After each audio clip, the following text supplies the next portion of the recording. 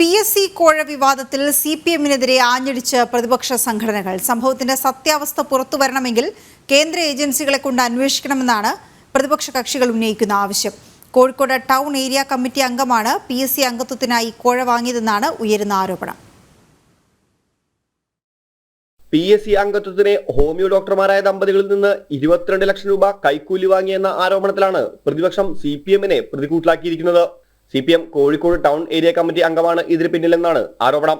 അംഗത്വം ലഭിക്കാതിരിക്കുകയും പണം തിരികെ ലഭിക്കാതാവുകയും ചെയ്തതോടെയാണ് പണം നൽകിയവർ പരാതിയുമായി പാർട്ടിയെ സമീപിച്ചത്. അതേസമയം PSC അംഗത്വം CPM തൂക്കി വിൽക്കുകയാണെന്നാണ് ജില്ലയിലെ കോൺഗ്രസ് നേതൃത്വം സംഭവത്തോട് പ്രതികരിച്ചത്. കോഴിക്കോട് CPM-ലുള്ള മാഫിയകൾ തമ്മിലുള്ള തർക്കത്തിന്റെ ഭാഗമായാണ് ഈ വിവരം പുറത്തുവന്നതെന്നും ഇത്തരം എല്ലാ ഇടപാടിലും മന്ത്രി മുഹമ്മദ് റിയാസിന് പങ്കുണ്ടെന്നും DCC പ്രസിഡന്റ് പ്രവീൺ കുമാർ ആരോപിച്ചു. കോടതി നിരീക്ഷണത്തിലുള്ള പോലീസ് അന്വേഷണമോ കേന്ദ്ര ഏജൻസികളെ കൊണ്ടോ സംഭവം അന്വേഷിപ്പിക്കണമെന്നും പ്രവീൺ കുമാർ ആവശ്യപ്പെട്ടു. ഭരണഘടനാ സ്ഥാപനമായ പബ്ലിക് സർവീസ് കമ്മീഷൻ അംഗത്വം ഭരിക്കുന്ന പാർട്ടിയെ CPM തൂക്കി വിൽക്കുന്ന കാഴ്ചയാണ് കോഴിക്കോട് കാണുന്നത്. കോഴിക്കോട്ടെ CPM-നകത്ത് നടക്കുന്നത് ആശയപരമായ തർക്കങ്ങളല്ല, മാഫിയകൾ തമ്മിലുള്ള പോരാട്ടമാണ്. മന്ത്രി റിയാസിൻ്റെ നേതൃത്വത്തിലുള്ളൊരു സംഘമുണ്ട് എന്നുള്ളത് വാർത്ത വളരെ സജീവമായി പുറത്തു വരികയാണ്. എല്ലാത്തിലും മന്ത്രിക്ക് പങ്കുണ്ട് എന്ന് ഞങ്ങൾ സംശയിക്കുകയും ചെയ്യുന്നു. അതുകൊണ്ട് ഇതേക്കുറിച്ചൊരു സമഗ്രമായ അന്വേഷണം വേണം.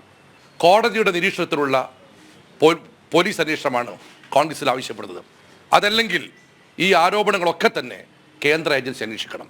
സംഭവം പ്രതിപക്ഷം നിയമസഭയിലും ഉന്നയിച്ചിട്ടുണ്ട്. അതേസമയം തനിക്കെതിരെ അത്തരത്തിൽ ഒരു പരാതിയുമില്ലെന്നാണ് ആരോപണ വിധേയനായ പാർട്ടി അംഗത്തിന്റെ പ്രതികരണം. ജനം, കോഴിക്കോട്.